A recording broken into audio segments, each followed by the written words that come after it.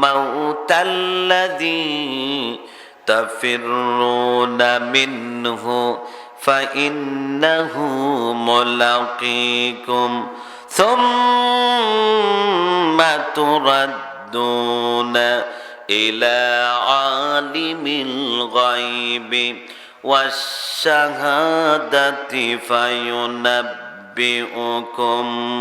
বিমা কুনতুম তা'মালুন।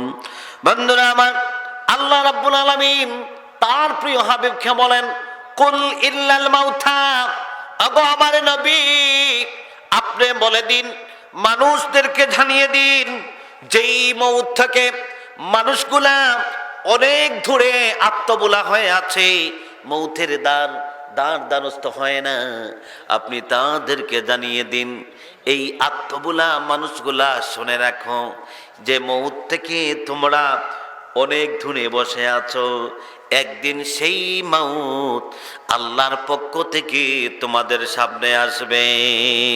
সুবহানাল্লাহ বলি। বন্ধুরা আমার, শুধু তাই নয়, আল্লাহর হাবিব বর্ণনা করেন কোরআনুল কারিমে, আল্লাহ পাক তার হাবিবকে জানিয়ে দিন, ওগো আমার হাবিব আপনি বলে দেন, শুধু তাই নয়, প্রত্যেকটা মানুষের সামনে যেদিন মালাকুল মাউত আসবে, আসার পরে ওই মানুষটাকে আল্লাহ রাব্বুল আলামিনের কাছে প্রত্যাবর্তন করা হবে। সেই সময় আমার আল্লাহ রাব্বুল আলামিন বান্দার সাথে গিয়ে একটা ব্যবহার করবেন। সেই ব্যবহারটা কোরআনুল কারিমে আল্লাহ বলেন যে আলিমিল গায়বি ওয়াশ শাহাদাতি ফায়ুনাব্বিউকুম বিমা কুনতুম তা'মালুন। আল্লাহ পাক বলেন, সেদিন আমি আল্লাহ দুনিয়ার জমিনে মানুষ তুমি কি করেছ, কেমন ভাবে সময় অতিবাহিত করেছ, কোন আমল করেছ, ভালো না মন্দ যা কিছু করেছ বান্দা, সব কিছু তোমার মৃত্যুর সময় আমি আল্লাহ রাব্বুল আলামিন তোমার সামনে খুলে খুলে ওপেন করে দেব। খুলে খুলে ওপেন করে দেবেন কে? কথা বলি জবান খুলে, কে? আল্লাহ। আমরা মৃত্যু থেকে অনেক দূরে, মৃত্যুর কথা স্মরণ করি না। বন্ধুরা আমার, ওয়ান আবি হুরায়রা রাদিয়াল্লাহু তাআলা আনহু, হযরত আবু হুরায়রা রাদিয়াল্লাহু তাআলা আনহু থেকে বর্ণিত, আল্লাহর নবী মুহাম্মদ সাল্লাল্লাহু আলাইহি সাল্লাম ইরশাদ করেন, আকসিরু মিন যিকরি হাযিমিল লাযযাতি ইয়ানিল মাউত। এই পৃথিবীর মানুষেরা, পৃথিবীর সুখ স্বাচ্ছন্দ্য, পৃথিবীর সুঘ্রাণ, অর্থাৎ পৃথিবীর লোভী মানুষেরা শুনে রাখো, যেই মালাকুল মাউত থেকে তোমরা আত্মা, একদিন না একদিন সেই মালাকুল মাউত তোমাদেরকে ধরবে। এই জন্য আল্লাহর কাছ থেকে পরিত্রাণ পেতে হলে দুনিয়ার মানুষেরা, বিশ্বনবী সাদ করেছেন, বেশি বেশি মরণের কথা স্মরণ করো। এই জন্য বলেছেন আল্লাহর হাবিব বলেছেন, যেই মানুষটা মৃত্যুর কথা স্মরণ করে, মৃত্যুর কথা স্মরণ করা মাত্রই এই আমল, এই পন্থার দ্বারা, এই অভ্যাসের দ্বারা আল্লাহ রাব্বুল আলামিন তার বান্দাদেরকে গুনাহের কাজ থেকে ফিরিয়ে রাখেন। সুবহানাল্লাহ বলি। কি গুনার কাজ থেকে? মৃত্যু স্মরণ। এই আমলটা মানুষের কি উপকারে আসে বলি তো দেখি। আমরা বলি মৃত্যুর স্মরণ, আমার কথা বুঝেন নাই আপনারা, আমার কথা বুঝেন নাই। মৃত্যুকে স্মরণ করলে মানুষের কি লাভ হয়? মানুষকে গুনাহ থেকে মুক্ত রাখে। এই আমলটা কি করে? আমরা শিখে একটা জিনিস শিখি ভাই, তার বাস্তব প্রমাণ হলো এই দেশে, আমাদের দেশে স্কুল কলেজ ইউনিভার্সিটিতে বকাটে ছেলে আছে না? আছে না? খারাপ ছেলেরা আছে না? সন্ত্রাস আছে না? যারা নেতার অনুগত হয়ে নেতা তাকে নির্দেশ দিবে, আরেক মায়ের সন্তানকে ইচ্ছা মতো কুপাকুপি করতেও বিন্দু পরিমাণ ভয় পায় না। একটা মানুষকে খুন করতে বিন্দু পরিমাণ কি ভয় পায়নি? না। মনে করে এটা স্বাভাবিক, আমার বস আমাকে ফোন দিছে, আছে না? কথা বলি না কেন? আমরা জবান খুলে বলি। ঢাকাইয়া মানুষ হইলে, বরিশালী আমরা হইলে আপনার জোরে জোরে বলতেন। আমার আগে একটা ভাই বলেছেন না, আমার এখানে ওয়াজ যে গড়েতে আমি খাইছি সেখানে বলেছেন, হুজুর এক ওয়াজ বক্তা আসছিল, হাত তুলতে আর নামাইতে নামাইতে মানুষের হাতের স্প্রিং লুজ হয়ে গেছে। কি স্প্রিংটা লুজ হয়ে গেছে, এই জন্য আমি আপনাদের হাত তুলবো না, একটু সম্মতি চাই। কারণ আমাদের মাহফিলটা হচ্ছে যাতে আল্লাহ পাক এই জায়গায় বসিয়েছেন, এখানে হাজার হাজার হাফিজদের ওস্তাদ, ওনার সম্মানার্থে আল্লাহ পাক যেন আমার জবান থেকে দুই একটি কথা মানুষের কল্যাণে বের করেন। সবাই বলে আমিন। আমরা যেন সময় এখান থেকে শিখে যাই। আমরা হাত তুলবো, আমার বাড়ি স্প্রিং লুজ হবে আর পরে ডাক্তার কাছে যাইতে হবে, এটার প্রয়োজন আছে না? বন্ধুরা আমার,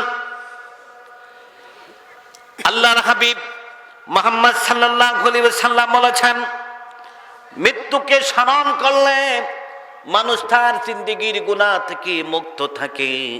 একটা যুবক স্কুল কলেজ অর্থাৎ পূর্ণ বয়স্ক অবস্থায়, এই যে ভাই ফেব্রুয়ারি মাসের 14 তারিখ গিয়েছে, ওই ভালোবাসা দিবস অথবা বিভিন্ন বার্থডে অথবা বিভিন্ন বিবাহের অনুষ্ঠান, গায়ে হলুদ, যুবক যুবতীরা যখন একত্রিত হয়, প্রত্যেকটা যুবক যদি মনে করে আমি আজকে যে নমুনা ধরেছি, আমি আজকে যে নিয়তে বের হয়েছি, এই মুহূর্তে যদি আমার সামনে মালাকুল মাউত আসবে, খোদার কসম জিনাকারী ব্যক্তি যখন ওই জিনার জন্য প্রস্তুত হবে, ওই সময় জিনাকার ব্যক্তি, মদ্য প্রাণ অভ্যস্ত ব্যক্তি মদ পান করতেছেন, এমন সময় যদি মনে করে আমার আল্লাহ আমাকে দেখতেছেন, যদি এই মুহূর্তে আজরাইল আমার সামনে হাজির হয়ে যান, তাহলে আমার কি অবস্থা হবে, আমার বাঁচার উপায় নাই। এই জিনিসটা যদি মানুষের অন্তরে থাকে ভাই, খোদার কসম এই জগতে আমার সোনার বাংলায় মানববন্ধন লাগবে না, আইন সংসদে আইন পাস করা লাগবে না, একমাত্র সহি নিয়ত যদি কোন পুরুষ, কোন যুবক যুবতী যদি আজকে করে এই মাহফিল থেকে, আমার মনে হয় এই অত্র এলাকা থেকে জিনার যত গুনাহ, দর্শন নামে যে গুনাহ, এই গুনাহ থেকে অত্র অঞ্চল মাপ পেয়ে যাবে। ঠিক কিনা ভাই? ঠিক কিনা? খোদার কসম একটা মানুষ যদি 24 ঘন্টা মনে করে প্রত্যেকটা কাজে আমার আল্লাহ আমাকে দেখছেন, এই মুহূর্তে আমার মৌত যদি নির্ধারিত হয়ে যায়, খোদার কসম কোন মানুষ ইচ্ছা করে আরেকটা মানুষের রাস্তা বন্ধ করবে? করবে? জবান দিয়ে কথা বলেন, করবে? বন্ধুরা আমার, মানুষ মানুষের রাস্তা বন্ধ করে, ওই সময় যদি মানুষ মনে করে আজকে আল্লাহ আমাকে সম্পদ দিয়েছেন, আমার বহুর শক্তি দিয়েছেন, আমার ভাইয়ের সংখ্যা বেশি, আমার সম্পদ আছে, আমার ক্ষমতা আছে, আমি ফোন দিলে এসপি স্যার কথা বলে, ওই থানার ওসি আমার কথায় উঠে বসে, ওই উপজেলায় অনুসার ফোন দেওয়া মাত্রই আমাকে স্যার স্যার বলে, আমার এত ক্ষমতা, এই ক্ষমতা থাকা সত্ত্বে কোনো মানুষ যদি একবার মনে করে আমি যে মানুষের সাথে ব্যবহার করছি, আমি মানুষকে কষ্ট দিচ্ছি, যদি আল্লাহ পাক আমার প্রতি অসন্তুষ্ট হন, আমার কি অবস্থা হবে, আমার মরণটা কেমনে হবে? এই জিনিস চিন্তা করলে ভাই আমার বিশ্বাস আমার দেশে মানববন্ধনের প্রয়োজন নাই সন্ত্রাসীদের বিরুদ্ধে, আমার বিশ্বাস ওই দর্শন মামলার কোনো প্রয়োজন নাই, সংসদে আইন পাস করার প্রয়োজন নাই। এই চিন্তা করা মাত্রই প্রত্যেকটি এলাকার ছেলে সৎ চরিত্রবান হবে, আল্লাহমুখী হবে, তারা মসজিদমুখী হবে, তারা বিশ্বনবী মুহাম্মদ সাল্লাল্লাহু আলাইহি সাল্লামের হাদিস অনুযায়ী তাদের জীবন গঠন করতে পারবে। সুবহানাল্লাহ বলি। বন্ধুরা আমার, বড় দুঃখের বিষয়, আজকে আমরা আল্লাহর নবীর সাহাবীরা কেমনে জীবন গঠন করেছেন, আউলিয়া কেরামরা তাদের জীবন কেমনে সাজিয়েছেন, ওলামায়ে কেরামরা তাদের জীবন কেমনে সাজিয়েছেন সেদিকে আমরা খুঁজি না, এটা আমরা ভুলে গেছি। এটা কি ভুলে গেছি? গিয়ে পাশ্চাত্যের নমুনা, পাশ্চাত্যের যে ধ্বংসাত্মক লীলা, সেই জিনিসটা আমাদের মাঝে হিংসা বিদ্বেষ ঢুকে গেছে না ভাই। এই সমস্ত বদ আমল থেকে পরিত্রাণ পাওয়ার জন্য, মুক্তি পাওয়ার জন্য মানুষ হিসাবে আমি একজন মানুষ সদা সর্বদা যেন নিজের মৃত্যুকে স্মরণ করি। বন্ধুরা আমার, আল্লাহর নবী মুহাম্মদ সাল্লাল্লাহু আলাইহি ওয়াসাল্লাম আজ থেকে ১৫০০ বছর পূর্বে ইরশাদ করেছেন। হযরতে জাবের রাদিয়াল্লাহু তাআলা আনহু থেকে বর্ণিত, আল্লাহ রাসূল ইরশাদ করেন, কাবলাল মাউতি সালাসাতি আইয়ামি ইয়াকুলু লা ইয়ামুতুন্না আহাদুকুম ইল্লা হুয়া ইউহসিনু যান্না বিল্লাহ।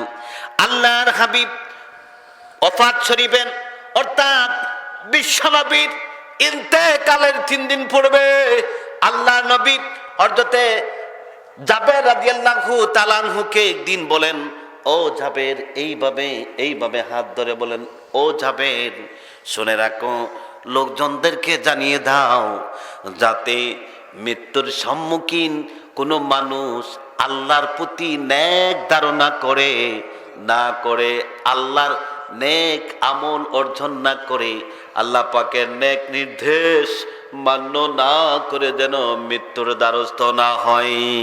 সুবহানাল্লাহ বলি। রাসূল বলেছেন ওফাত শরীফের ৩ দিন আগে যে জাবের, জানিয়ে দাও মানুষদেরকে যেন প্রত্যেকটা মানুষ আল্লাহর নেকির প্রতি নেক ধারণা না করে, অর্থাৎ নেক আমল না করে, কোনো মানুষ যাতে না মরে। বন্ধুরা আমার, এখানে নেক ধারণা বলতে আমরা কি এই বিষয়টা বুঝি? নেক ধারণা কি? আমরা কথা বলি শব্দটা নেক ধারণা বাংলায়। এই নেক ধারণা বলতে ভাই কোন জিনিস বোঝাচ্ছেন শোনেন। এই নেক ধারণা বলতে ইউহসিনু যান্না বিল্লাহ, আল্লাহর প্রতি নেক ধারণা। আল্লাহর প্রতি বলতে কি, আল্লাহ রহমান রহিম, আল্লাহ দয়াবান, প্রত্যেকটা মানুষকে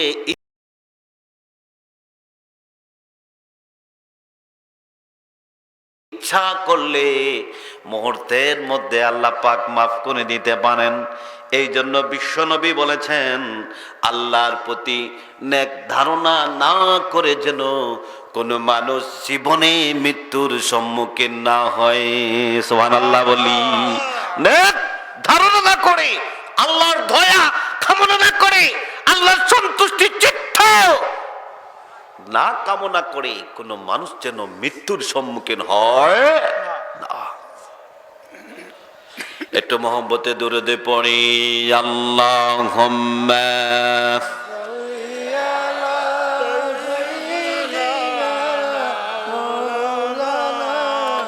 মুহাম্মাদ ওয়া আলা আলি সাইয়্যিদিনা। বন্ধুরা আমার, এই ধারণা কেমন হবে এ সম্পর্কে আব্দুল্লাহ ইবনে আমর কানা রাসূলুল্লাহি সাল্লাল্লাহু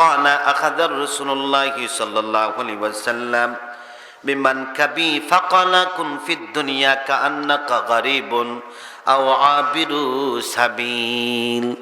এই এক ধারণা সম্পর্কে ইবনে আমর রাদিয়াল্লাহু তাআলা আনহু বর্ণনা করেন।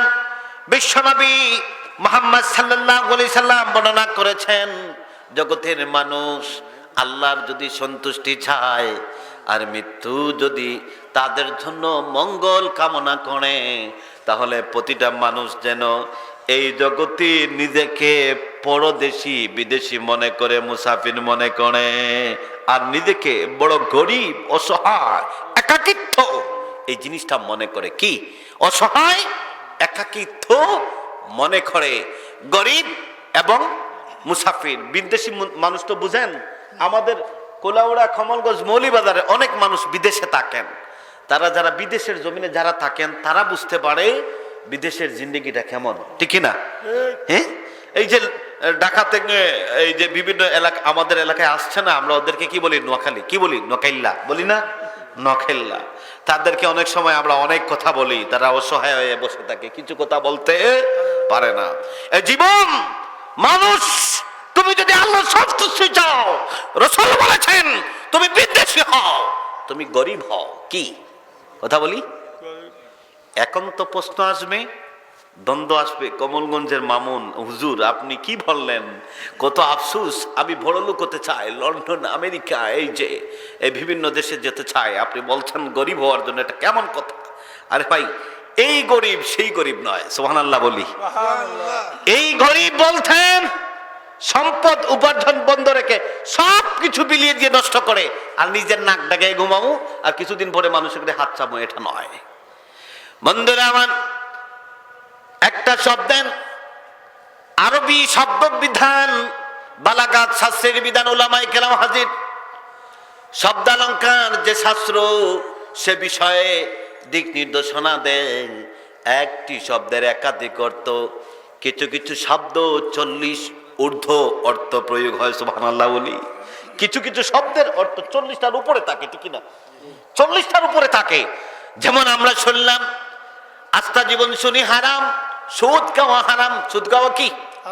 কথা বলি না, সুদ খাওয়া কি না জায়েজ? আমরা তো এখন জায়েজ করে নিচ্ছি। ভাই বিদেশে থাকে, থাকে না? ভাই বিদেশে থাকে, আমি বড় ভাই চাকরি করি, ছোট ভাই কি করে? ভাবি এক কাজ করেন, আমার একটা ব্যবসায় লোন লাগবে, আসেন আমাকে এই এনজিও দিবে, ঠিক না? বড় ভাই জানে না, স্যার ফোন করে ম্যাডাম বলে টাস করে ঘরে ঢুকে না।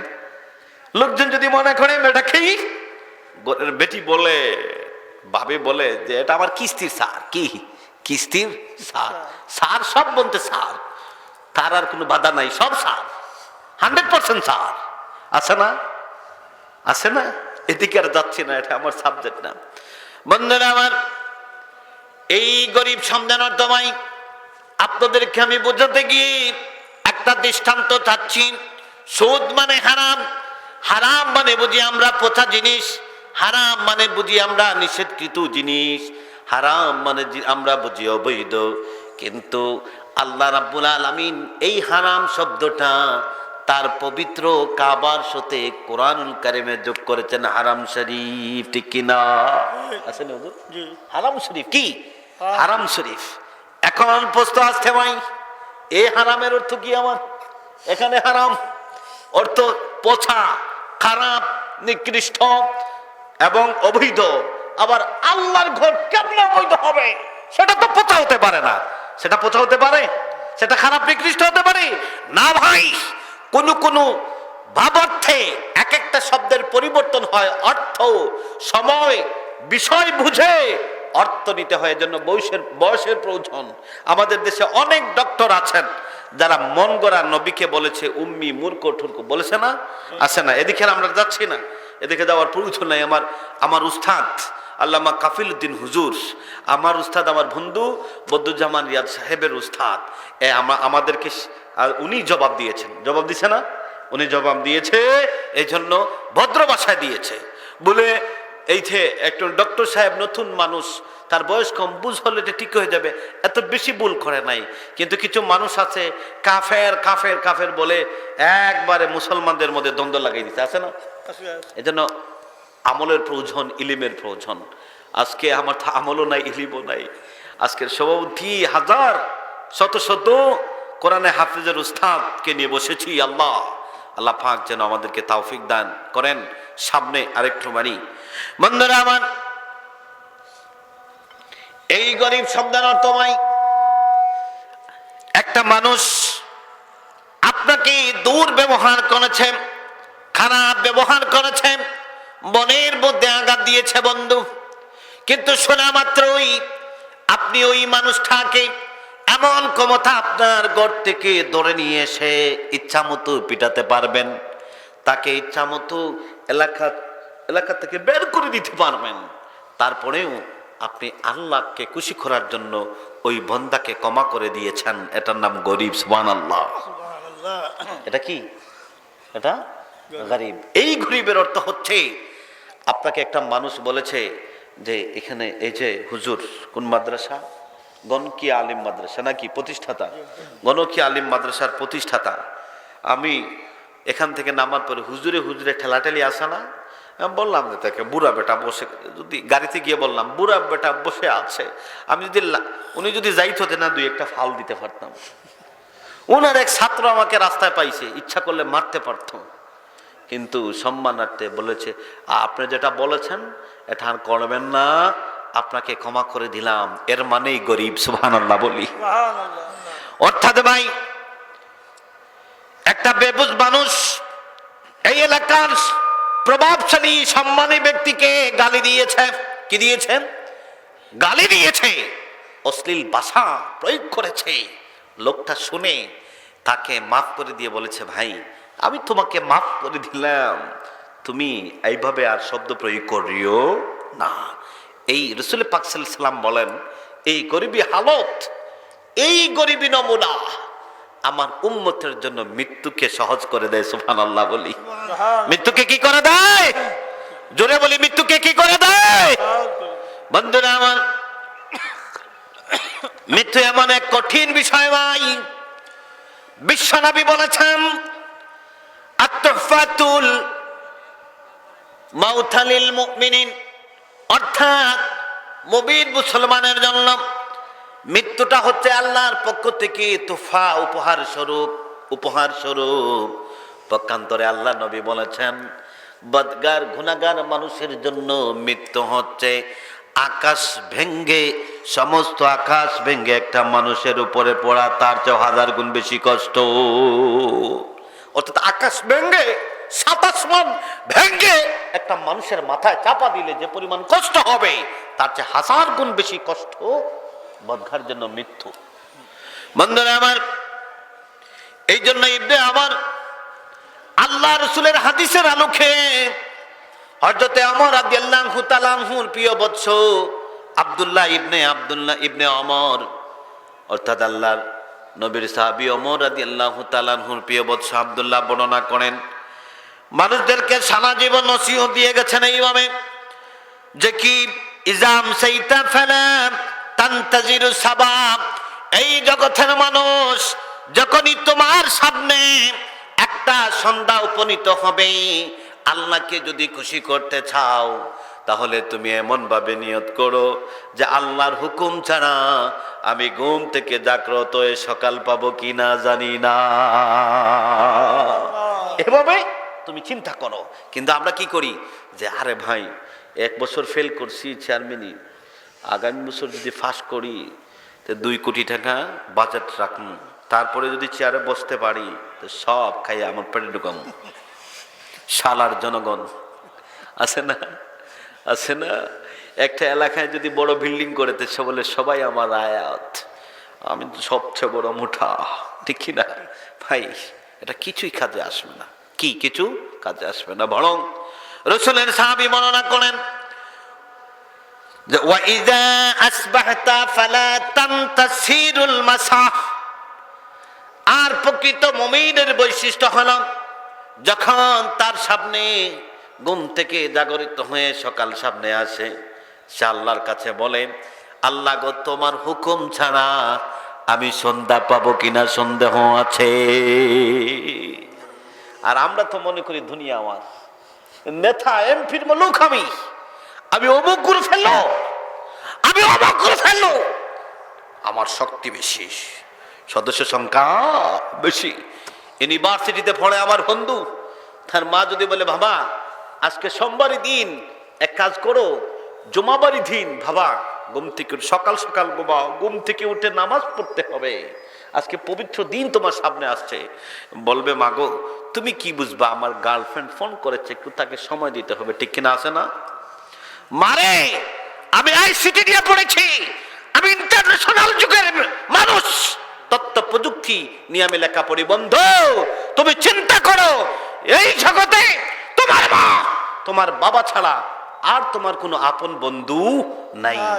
যখন তোমার কোনো বন্ধু ছিল না, তোমার কোনো বান্ধবী ছিল না, জেনে তার কথায় তুমি মুসলমান উঠো আর বসো, যেই তার কথায় আরেকটা ভাই সন্তানকে ইচ্ছা মতো কুপি করো। আজকে যে ভাইয়ের সংখ্যায় তোমার বাহুর এই শক্তির বিনিময়ে মনে করো এই গ্রামটা তোমার, কিন্তু চিন্তা করে দেখো আজকে তোমার মতো মানুষকে আল্লাহ ছোট করতে সময় লাগে? কথা বলেন, সময় লাগে না। এই জন্য ভাই নবীর সাহাবী ইবনে ওমর রাদিয়াল্লাহু তাআলা আনহু বর্ণনা করেন, সুন্দর করে বলেছেন, ওয়াকুসিহাতিকা লিমানাদিকা ওয়া মিন হায়াতিকা লিমাউতিকা। এই জগতের মানুষ, তুমি সুস্থ অবস্থায় সুস্থ থাকতে, অসুস্থতার পূর্বে মৃত্যুর আগে পরপারের সামান তাড়াতাড়ি জোগাড় করে রাখো। সুবহানাল্লাহ বলি। অর্থাৎ সুস্থ থাকতে অসুস্থতার পূর্বে মৃত্যুর আগে পরপারের সামান তুমি জোগাড় করো। কি পরপারের সামান? এখন ভাই মৃত্যুর জন্য প্রস্তুত হও। এখন এই জায়গায় দেখেন, আমি এই পর্যন্ত কোনো কিচ্ছা বলেছি হুজুর? আচ্ছা, ওয়াজ কি খারাপ লাগছে? জবান খুলে বলবেন। আপনারা কি আমার কথা বুঝেন? না বুঝলে আমি চিলডি ভাষায় কথা বলবো, একটু বেশ কম হবে, একটু ওয়াজ করতে সমস্যা হবে, কিন্তু বলতে পারবো।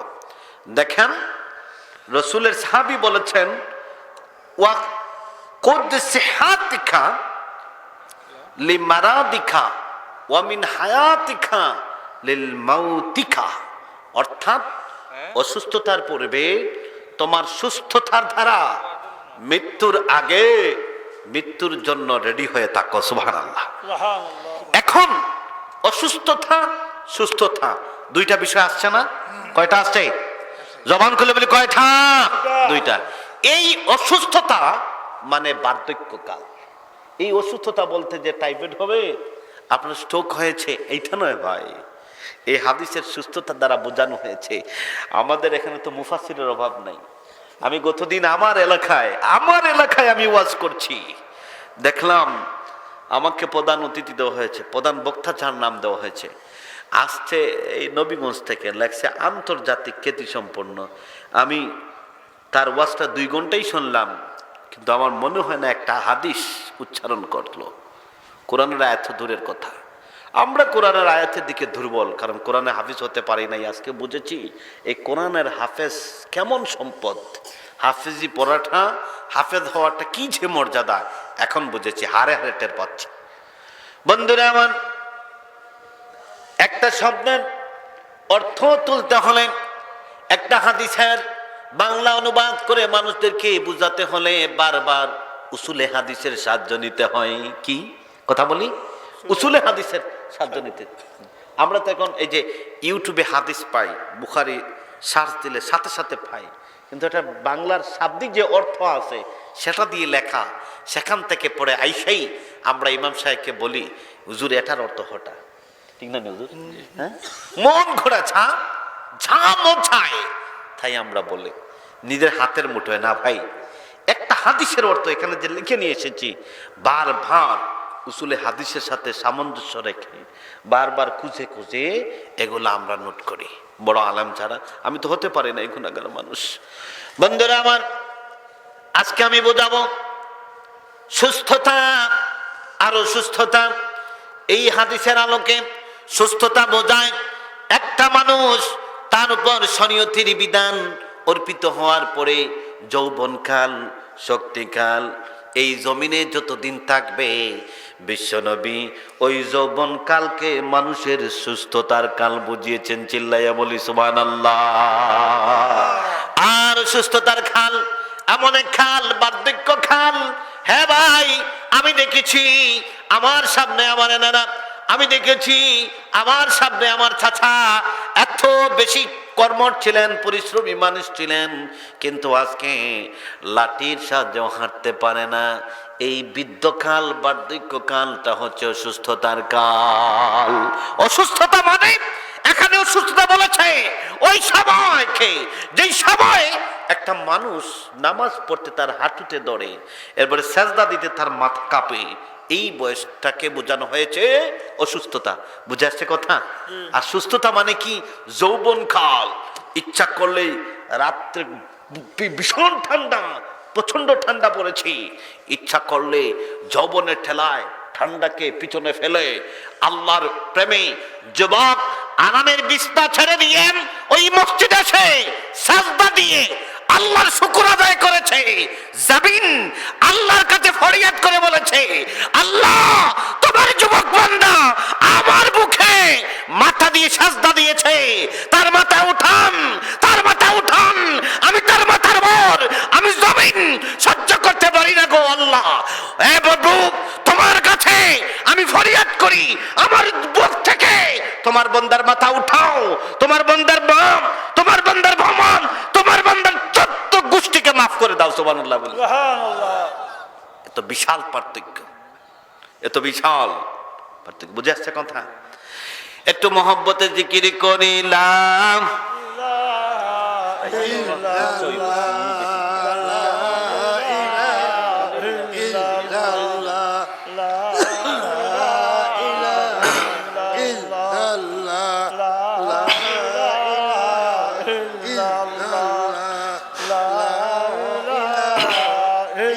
সম্মানিত সুধী, আমরা আজকে জোয়ান কালে বুড়াদেরকে দাম দেই, কি দাম দেই? দাম দেইনি বলেন না? যুবক যারা আমরা কথা বলি, আজকে বুড়াদেরকে আমরা কেয়ার করি না, তাদের টাইম আমাদের কাছে নাই। যেমন আমার একটা বুড়া বাবা এখানে বসা আছেন, হুজুর তো অবশ্যই মকবুল, অনেক ছাত্র ওনার হাফেজ, মনে করে এরপরে তো বৃদ্ধ না, বৃদ্ধ, তাদের কি টাইম আমাদের কাছে আছে? ধাক্কা দিলে একবারে ফালাইয়া দিন, ঠিক না? শক্তি এখন থম না ভাই, চিন্তা করো তাদের যুগে আমাদের এই দেশে কতটা ইউটিউব চ্যানেল আছে? কথা বলেন। এই যে দুই বাবা, তাদের বয়সে ইউটিউবে টিকটক ছিল না, তাদের বয়সে তাদের হাতের মুঠায় পাপের ক্ষেত্র ছিল না, কিন্তু যুবক, আমিও যুবক, আমাদের কঠিন যুগ, চিন্তা করে দেখো, একটা মুহূর্ত যদি আমি চিন্তা করি পাপ থেকে বাঁচার উপায়, আমরা তো ভাই বর্তমানে যে অবস্থায় পড়েছি, মা যদি বলে বাবা একটু মোবাইলটা বন্ধ করে ঘুমা, ফজর পড়বে, মাকে বলে, ছেলে বলে এই বুড়ি তুই কি বুঝস? আমি ইউপি দিয়ে ঢুকেছি, আমি এখান থেকে তত্ত্ব নিয়ে আসছি, আমি আইসিটি নিয়ে পড়ি, আমি গবেষণা যুগের সন্তান। ও মা তুমি কি বুঝবা? ঠিক না, আছে না নাই? মারে কুধাম দে, বাবার কুধাম না। ভাই যেদিন তোমার সেই যৌবনত্ব শেষ হয়ে যাবে, সেদিন বুঝবে তুমি কেমন আত্মবোলা ছিলে, সেই সময় আর তুমি খুঁজে পাবে না। এই জন্য যুবক ভাই, আপনাদের আমার বয়সী ছাড়া প্রত্যেকটা যুবককে বলে চাই, নিজের জীবনকে সুন্দর করে গঠন করুন। মৃত্যুকে আল্লাহর পক্ষ থেকে আল্লাহ আপনাকে ভালোবাসবেন, ভালোবাসার মানুষ হিসাবে আপনাকে মৃত্যু উপহার দিবেন। বন্ধুরা আমার, এই জন্য হযরত আবু হুরায়রা রাদিয়াল্লাহু তাআলা আনহু থেকে বর্ণিত, ক্বালা রাসূলুল্লাহ সাল্লাল্লাহু আলাইহি ওয়াসাল্লাম, রাসূল পাক সাল্লাল্লাহু আলাইহি ওয়াসাল্লাম ইরশাদ করেছেন, লা ইয়াতামান্না আহাদুকুমুল মাউতা মা মুসিনান ফালাআল্লাহু আইয়াজদাদা খায়রান ওয়া আম্মা মুসিআন ফালাআল্লাহু আইয়াস্তাতিব। রাসূল পাক সাল্লাল্লাহু আলাইহি সাল্লাম ইরশাদ করেছেন, এই জগতের মানুষ, তুমি বিদ্যা হও, যুবক হও, তুমি কোন যদি অশান্তির মধ্যে পড়ে যাও, কখনোই আল্লাহর কাছে মৃত্যু কামনা করো না, বরং আল্লাহর কাছে, হে বৃদ্ধ মানুষ, অশান্তির সাগরে নিমজ্জিত মানুষ, বরং রাসূল বলেছেন আল্লাহর কাছে তুমি হায়াত কামনা করো, হায়াত বরকত কামনা করো। রাসূলের ব্যাখ্যা দিয়েছেন, তুমি আল্লাহর কাছে হায়াতের বরকত চাও, কারণ বাকি হায়াতের জিন্দেগি তুমি যদি নেককার হও তোমার আমল বৃদ্ধি পাবে, আর তুমি যদি গুনাহগার হও যখনই বুঝবে তুমি ভুলের মধ্যে ছিলে তুমি তওবা করো, তওবা করলে আল্লাহ পাকের সন্তুষ্টি বান্দা বান্দীদের অন্তর্ভুক্ত হয়ে যাবে। যারা মৃত্যুকে ভয় করেন নাই, যারা মনে করেছেন দুদিনের দুনিয়া আমোদ ফুর্তি, আছে না ডায়লগ, আছে না, এই যে মানুষ বানাইয়া কি যে আছে না পুতুল, এরপরে নাচে, যেমনি নাচায় তেমনি নাচে, আমার কি দোষ, আছে না, আছে ভাই। এগুলো তো আমরা শিখতে পারিও না, শুনতেও বেশি চাই না, এর জন্য ডায়লগও দিতে পারি না। কিন্তু ডায়লগের যুগ তো একটু দিলাম আর কি, বুঝছেন, একটু দিলাম, ডায়লগ দেওয়াটা কিন্তু ঠিক না। এই যে ভাই পুতুলের দোষ, পুতুলের দোষ হবে না, দোষ হবে কার? নিজের। কি? নিজের। বন্ধুরা আমার, আল্লাহর হাবিব বর্ণনা করেন যদি কোনো মানুষ আল্লাহর দরবারে হায়াত বৃদ্ধির জন্য প্রার্থনা করে আর ওই মানুষটা যদি নেককার হয় তাহলে বাকি সময়টুকুন তার জন্য আল্লাহ রাব্বুল আলামিন তার আমল নামায় নেকি বৃদ্ধি করে দিবেন। কিন্তু মানুষটা জীবন যৌবন কালে গুনাহ করেছে, বলেছিল, কিন্তু এখন আল্লাহর কাছে হায়াত বৃদ্ধি চাচ্ছে, তওবা করবে, আল্লাহ তাকে মাফ করে দিয়ে পিছনের সমস্ত গুনাহকে কি করবেন? নেকি দিয়ে পরিবর্তন করে দেবেন। সুবহানাল্লাহ বলি। এজন্য মুসলমান ক্ষমা চাও কার কাছে? ক্ষমা চাও কার কাছে? ইন্ডিয়ার মুসলমান, দিল্লির মুসলমান, কুখ্যাত এই কোনি মোদির কাছে ক্ষমা চায় না, কার কাছে? আল্লাহর কাছে। এই জন্য আজকে ইন্ডিয়া প্রত্যেকটা প্রদেশে ধর্ম, যত ধর্মের মানুষ আছে সবাই মুসলমানদের জন্য রাস্তায় নেমে গেছে। চিৎকার বলে সুবহানাল্লাহ। বন্ধুরা আমার, এই হায়াত কেন আপনি কামনা করবেন? আপনি এই হায়াতটা কেন বৃদ্ধি করবেন? আপনি হায়াতের কামনা করবেন, বরকত কামনা করবেন। রাসূল বলেছেন মৃত্যু আপনি কামনা করবেন না। এখন প্রশ্ন আসতে পারে, ভাই একটা মানুষ 100-150 বছর হায়াত পেয়েছে, অসুস্থ 10 থেকে 20 বছর যাবত, তার মৃত্যু ছাড়ার কোনো উপায় নাই। আল্লাহ রাসূল বলেছেন না, কখনোই কোনো মানুষ আল্লাহর কাছে ডাইরেক্ট হপেন মৃত্যু কামনা করতে পারে না। বরং আল্লাহর হাবিব শিখিয়ে দিয়েছেন এইভাবে যে লা ইয়াতামাইয়ানা আহাদুকুমুল মাউতা মিন দুররি আসাবাহু ফা ইন কানা লা বুদ্দা ফাইলান ফালইয়াকুল। রাসূল বলেছেন একজন মানুষ অনেক বয়স পেয়েছে, অনেক বয়স পেয়েছে, মৃত্যুর সময় এসেছে, কিন্তু মৃত্যু হচ্ছে না, অনেক কষ্টে আছে, মৃত্যু হচ্ছে না, সেই মানুষটা মৃত্যু কামনা করবে, ডাইরেক্ট নয়। কি? এ আল্লাহ আমাকে মরণ দাও। আমরা তো এমনও মা আছে এই আমাদের এলাকায়, আপনাদের এলাকায় এমনও বাবা আছে, ছেলে যদি বলে বাবা তুই তোর বউ বলেছে আজকে শ্বশুর বাড়ি যাইতে, তুই যাইবি না, যদি যাস আল্লাহ যেন তুই আমার ঘরে ফিরার আগে আমাকে মারে, টাটা দেয় মরে যেন পড়ে যায়, ঠিক কিনা? আল্লাহ জমিন ফাটা দিয়ে আর আমি যেন ঠাটার ভিতরে মরে যাই। বন্ধু না আমার বাবারা, আল্লাহ পাক নিষেধ করেছেন এইভাবে কথা বলা যাবে না। আল্লাহ ঠাটা দে, আমাকে মরণ দে, ছেলে আমার কথা শুনে নাই, মেয়ে আমার কথা শুনে নাই, বড় ভাই আমার কথা শুনে নাই, ছোট ভাই আমার কথা শুনে নাই, দাদুর কথা নাতি শুনে নাই, দাদির কথা নাতিন শুনে নাই। এই জন্য কোনো মানুষ এই অশান্তির মধ্যে পড়ে আল্লাহর কাছে কখনো বলতে পারে না আল্লাহ আমার মউত দাও। কোনো মানুষ অশান্তির সাগরে পড়ে সে বিষ পান করে মরতে পারে না। এই বিষ পান করে মরা আর আল্লাহর কাছে ঠাটা কামনা করা, মৃত্যু কামনা করা শয়তানের আমল। কার কথা বলি? খার কথা বলি, খার। বন্ধুরা আমার, শয়তানের আমল যেই মানুষটার মধ্যে আছে এই মানুষটা জান্নাত তো দূরের কথা ভাই, জাহান্নামের সবচেয়ে ভয়ঙ্কর শাস্তি তার জন্য অপেক্ষা করছে।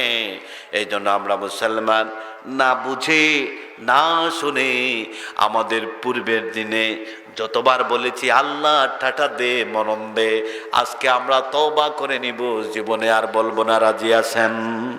কথা বলেন, রাজি আছেন? আমার কথা বুঝছেন না আপনারা, মনে হয় বুঝছেন না। বুঝেছেন? অর্থাৎ তার জীবনে আল্লাহ ঠাটা দিয়ে মরণ দিয়ে কথা বলবো না। বন্ধুরা আমার, আল্লাহ রাসূল সাল্লাল্লাহু আলাইহি ওয়াসাল্লাম বলেছেন, তুমি অনেক কষ্টে আছো, মৃত্যু তোমার প্রয়োজন, তুমি আল্লাহর কাছে চাইবে। আল্লাহর হাবিব শিখিয়ে দিয়েছে এইভাবে, আল্লাহুম্মা আহয়িনি মা কানাতিল হায়াতি খায়রাল লি। ওগো আল্লাহ, আমার হায়াত বৃদ্ধি করে দাও ওই সময় পর্যন্ত আমার হায়াত যদি আমার জীবনের জন্য কল্যাণকর হয়, নতুবা ওয়া ইযা কানাতিল ওয়াফাতু খায়রাল লি, নতুবা আমাকে মরণ দাও যেই মরণ আমার পরপারের জিন্দেগির জন্য যেন কল্যাণকর হয়। সুবহানাল্লাহ বলি। যন্ত্রণায় পড়েছেন, ছেলে আপনার কথা শুনে না, মেয়ে কথা শুনে না, বলতে পারবে না ঠাঠা দে, বলতে পারা যায় ঠাঠা দে, কি ঠাঠা দে? এই ঠাঠা শয়তান দেবে ভাই। আল্লাহ আপনার কথা শুনবেন, শয়তানি কি করবে, আপনার ছেলের মাথাটাকে আর বেশি করে ওয়াজ দিবে, দিয়ে আপনার সাথে আরো ঠেস লাগাই দিবে। আপনি বলছেন ঠাটা, এ দিবে টেটা। কি দিবে? টেটা মানে ঠেস। মাকে দেখলেই গালি দিবে, বাবাকে দেখলেই গালি দিবে। বন্ধুরা আমার, শয়তানের আমল করা যাবে না। এই জন্য আল্লাহ বলেছেন, ওয়াবুদুল্লাহা ওয়ালা তুশরিকু বিহি শাইআও ওয়া বিল ওয়ালিদাইনি ইহসানা। সুবহানাল্লাহ বলি। আল্লাহ বলেছেন, জগতের মানুষ, তোমাদের প্রতিপালকের পক্ষ থেকে তোমাদের জন্য নির্দেশ হচ্ছে একমাত্র তার ইবাদত করো, তার দাসত্ব বন্দেগী করো, তার সাথে কাউকে শরীক করো না, এবং সাথে সাথেই তোমাদের মা বাবার কাছে সন্তুষ্টি অর্জন করো। মা বাবার সন্তুষ্টি চাও, তাদের সাথে ভালো ব্যবহার করো। আমার সময় আছে না? কেমন সময় আছে? একটু জিকির করি, লা ইলাহা ইল্লাল্লাহ, লা ইলাহা ইল্লাল্লাহ, লা ইলাহা ইল্লাল্লাহ। বন্ধুরা আমার, এই প্রসঙ্গে আম্মা জান আয়েশা সিদ্দিকা অথবা আল্লাহ নবীর অন্য বিবিরা বর্ণনা করেছেন, একজন মানুষ যখন মৃত্যুর সম্মুখীন হয়, সেই মানুষটা যদি তার আমল দ্বারা আল্লাহর ভালোবাসা অর্জন করে, বন্ধু, আল্লাহ রাব্বুল আলামিন ওই মানুষটার সামনে যেই সময় মালাকুল মউত পাঠাবেন, আল্লাহ রাব্বুল আলামিন সেই সময় বেহেশত থেকে কিছু সংখ্যক ফেরেশতা নিযুক্ত করে দিবেন। বান্দা বান্দি দুনিয়ার জগতে আরামের ঘুমকে হারাম করে দিয়ে কষ্ট খেয়ে অপেক্ষা করে, সুখকে ও শান্তিতে পরিণত করে আল্লাহ রাব্বুল আলামিনের ডাকে সাড়া দিয়ে ইবাদত বন্দেগী করেছে, সুদ ঘুষ থেকে নিজেকে ফিরিয়ে রেখেছে, আযান শোনা মাত্র মসজিদে এসেছে, মার সন্তুষ্টি অর্জন করেছে, আল্লাহর খুশি করার জন্য মানুষকে ভালো বুদ্ধি দিয়েছে, সুবুদ্ধি দিয়েছে, আল্লাহর খুশি করার জন্য প্রতিবেশী মানুষটা বেশি বেশি ইনকাম করে, ওই মানুষটা আল্লাহ রাব্বুল আলামিনের কাছে শুকর আদায় করার জন্য আল্লাহর কাছে শুকরিয়া আদায় করেছে। এই প্রকার মানুষ যারা নেক আমল করেছে ভাই, আল্লাহ রাব্বুল আলামিনের বিশ্বনবী বর্ণনা করেন, বিশ্বনবী মুহাম্মদ সাল্লাল্লাহু আলাইহি সাল্লাম থেকে তার বিবি আম্মা জান আয়েশা বর্ণনা করেন, আল্লাহ রাব্বুল আলামিন জান্নাত থেকে কিছু ফেরেশতা দিবেন বান্দার আমলের জন্য। আল্লাহ পাক কি প্রকার উপহার রেখেছেন, মৃত্যুর সময় মৃত ব্যক্তি অর্থাৎ মৃত্যুর সম্মুখীন ব্যক্তি এই সময় তার পুরস্কার সরাসরি দেখতে পায়। কি সরাসরি দেখতে পায়? আম্মা জান আয়েশা বলেন, এই জন্য আমলগার মানুষ, নেককার মানুষ যখনই মৃত্যুর সম্মুখীন হয় মুস্কি মুস্কি হাসে। কি আসে? কথা বলেন। অসুখে অশান্তির সাগরে বেশে কষ্টের মধ্যে পড়ে মানুষটার মুখ ভেঙে গিয়েছে, অর্থাৎ মাংস কমে গিয়েছে, টুকটা শুকিয়ে গেছে, কিন্তু মৃত্যুর পরে মানুষ দেখে মুখটা তাজা আছে না নাই? কথা বলেন। এইরকম ঘটনা আমরা কি দেখি নাই? দেখেছি ভাই। 10 বছর 15 বছর বিছানায় পড়ে প্রস্রাব পায়খানার সাথে যুদ্ধ করেছে, ওই মানুষটা মরার সময় মুস্কি আসে। সুবহানাল্লাহ বলি না? কি মুস্কি আসে কেন? তার আমলের পুরস্কার সে দেখতে পাচ্ছে। কার কাছ থেকে? তার ভালোবাসার মালিক আল্লাহর কাছ থেকে। কার কাছ থেকে? আল্লাহর কাছ থেকে। বন্ধুরা আমার, শুধু তাই নয়, আম্মা জান আয়েশা সিদ্দিকা বলেন, একজন বদকার মানুষ যখন মৃত্যুর সম্মুখীন হবে, অর্থাৎ আজরাইল আলাইহিস সালামের সম্মুখীন মৃত্যু যখন হবে, সেই সময় যখন সেই লোকটা উপনীত হবে, সেই সময় জাহান্নাম থেকে কিছু ফেরেশতা আল্লাহ রাব্বুল আলামিন ওই গুনাহগার মানুষটার সামনে যখন ছেড়ে দিবেন, ওই মানুষটা তার আমলের কৃতকর্মের নমুনা ফলাফল জাহান্নামের ফেরেশতা যখন তাকে ওপেন করে দেখাবেন, সেই সময় ওই লোকটা ভয়ে একদিকে এইভাবে মুখ নেবে, আবার অন্যদিকে এইভাবে মুখ নেবে, চক্ষু দুটি বাঁকা হয়ে যাবে, নাক দিয়ে দুর্গন্ধ চলে আসবে, চোখ দিয়ে দুর্গন্ধ চলে আসবে, মুখ দিয়ে দুর্গন্ধ চলে আসবে, চেহারাটা বিকৃতি হয়ে যাবে। মরার পরে দুনিয়ার জমিনে সুখ শান্তি পাবে, বেশি বেশি খেয়েছে, অনেক অ্যান্টিবায়োটিক, এরপরে কি ওই যে কসমেটিক ব্যবহার করে শরীরকে যত্ন করেছিল, কিন্তু না, তার আমলের কারণে মরার সময় তার চেহারার বিকৃতি ঘটেছে। আছে না? আছে না? আছে। বন্ধুরা আমার, এই জন্য মৃত্যুকে বেশি বেশি করে স্মরণ করেন। এই জগৎটা একবার চিন্তা করেন, এই জগৎটা মানুষের জন্য ভাই মুসাফিরির জগৎ, ক্ষণিকের জগৎ, ক্ষণিকের জগৎ, মুসাফিরির জগৎ, বিনদেশির জগৎ। এই জগতে একটু আল্লাহকে স্মরণ করেন, মনে করবেন আপনি একজন বিদেশি, ঠিক কিনা? বন্ধুরা আমার, আম্মা জান আয়েশা বলেন, মৃত্যুর যখন সম্মুখীন হয় মানুষ, আল্লাহ রাব্বুল আলামিন ওই মৃত ব্যক্তি যখনই তার মৃত্যুর জন্য একজন মানুষ সম্মুখীন হয়ে যায়, আম্মা জান আয়েশা সিদ্দিকা বর্ণনা করেন, মানুষের পা পায়ে জড়িয়ে যায়, মানুষের হাত পা অবশ হয়ে যায়, চোখের আলোটা কমে যায়, কিন্তু মৃত ব্যক্তি যখন মৃত্যুর সম্মুখীন হয়, তার হুঁশটা, জ্ঞানটা আল্লাহ রাব্বুল আলামিন বৃদ্ধি করে দেয়।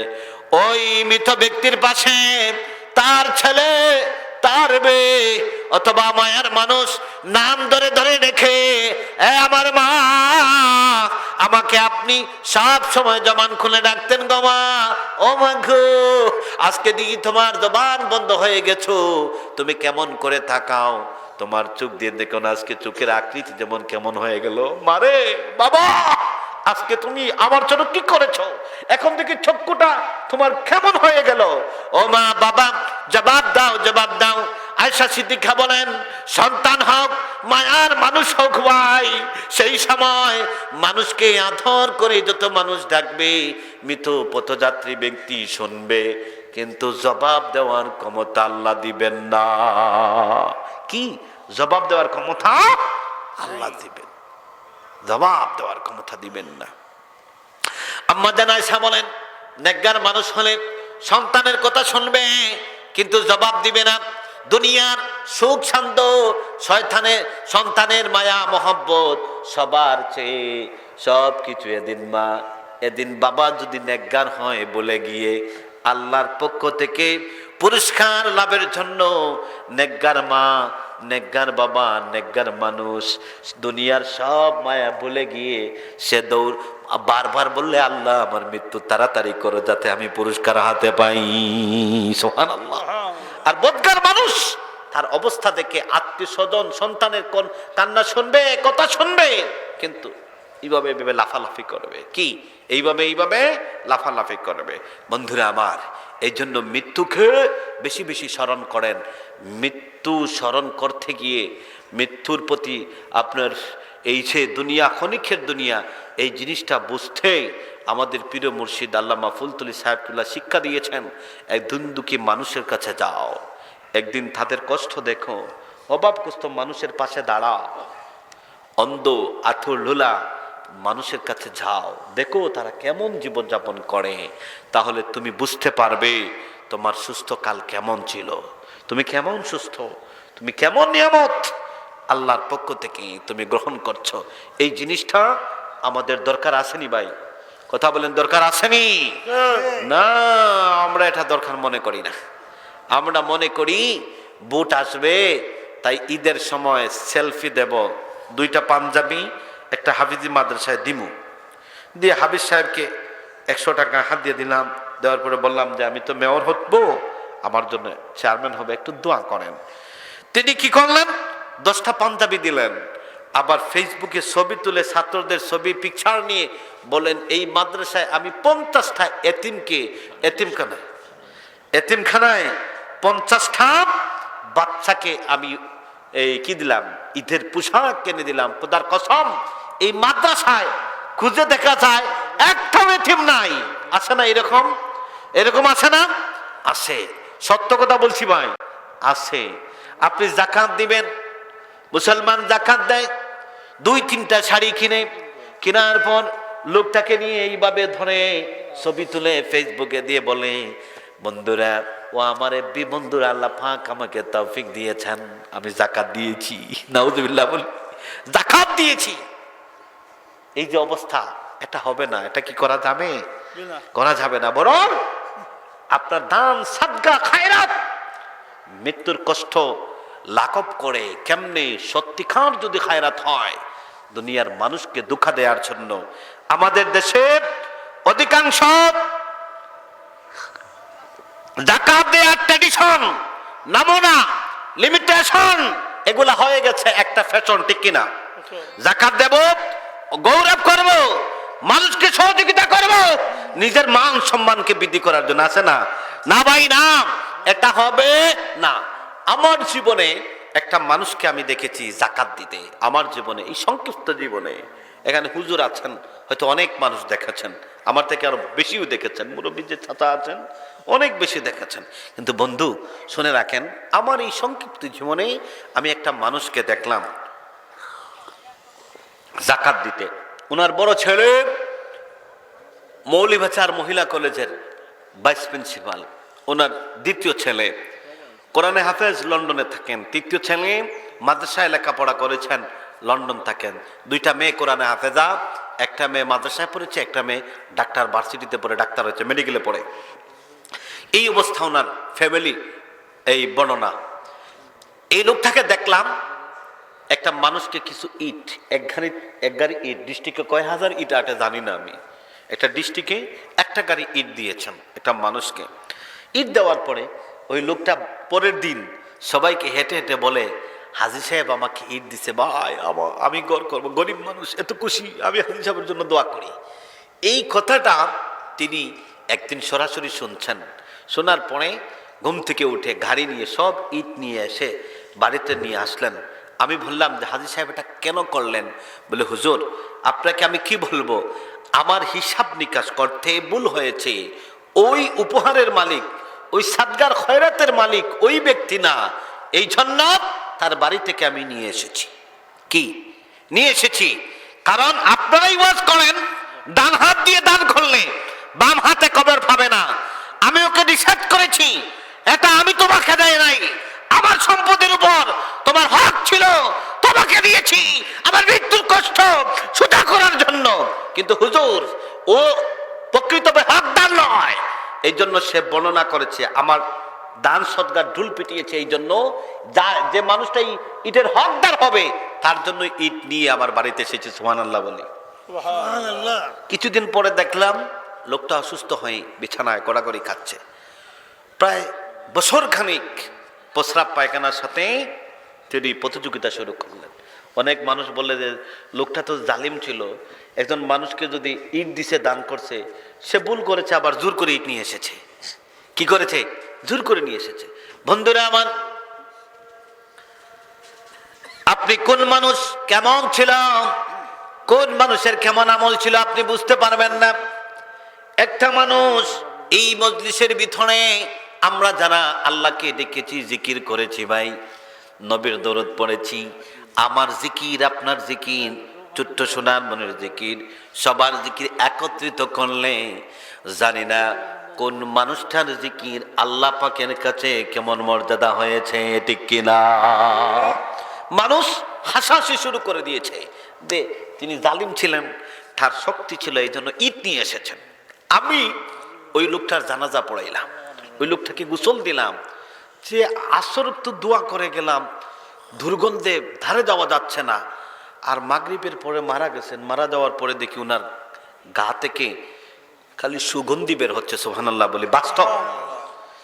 আমি মনে মনে ভাবলাম যে আসলে আল্লাহ পাক মানুষকে কষ্ট দেন বিভিন্ন কারণে। যেমন এই মজলিসে কাকে কবুল করবেন, যেমন মনে করেন একটা মানুষকে কবুল করেছেন অনেক উপহারের জন্য, আল্লাহ পছন্দ হয়ে গেছে, কিন্তু দিতে পারতেছেন না। হিসাব করে দেখেছেন তার এক আমল ধারা সেই উপহার পাওয়ার উপযোগী নয়। এই জন্য আল্লাহ পাক তার প্রিয় বান্দাকে মৃত্যুর সময় অথবা তার হায়াতের জিন্দিগির মধ্যে বড় বড় রোগ দিয়ে পরীক্ষা করে নেন, যাতে সেই মানুষটা কামিয়াব হয়, আল্লাহকে বেশি ডাকে, আর বেশি ডাকতে ডাকতে যেন পুরস্কার অর্জন করতে পারে। এই জন্য ভাই, কোন মানুষকে কেন এত বড় রোগ আল্লাহ দিয়েছেন, এটাকে আমি বলতে পারবো? আমি বলতে পারবো? আমরা তো বুদ্ধিজীবী। একটা মানুষ যদি অসুস্থ হয় তা আমরা সমালোচনা শুরু করি, দেখছো লম্বা লম্বা কথা বলতেন, এখন শিখেন, এখন শিখতেছে, মজা আছে না?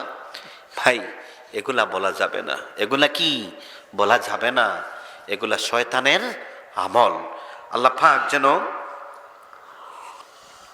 আমাদেরকে প্রত্যেককে নেক আমল অর্জন করে পরপারে জান্নাতি মেহমান হওয়ার সুযোগ দান করেন, এবং এই এলাকার প্রত্যেকটা মানুষ সহ আমরা যারা এখানে আছি, কবর জগতে যারা আছেন, প্রত্যেকটা মানুষকে যেন আল্লাহ, আমরা যারা মৃত্যুবরণ করব, আমাদের মৃত্যুকে যেন সহজ করে দেন। কবর জগতে যারা আছেন তাদের কবরের জিন্দেগিকে যেন আল্লাহ পাক জান্নাতি জিন্দেগি দান করেন। সবাই বলে আমিন।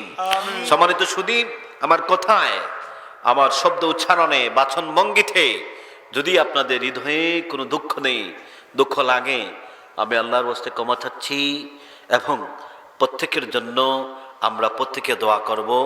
আমার জন্য আপনারা দোয়া করবেন। বিশেষ করে এই ধামুলি ইসলামী যুব কল্যাণ পরিষদের প্রত্যেকটা সদস্যের জন্য দোয়া করবেন।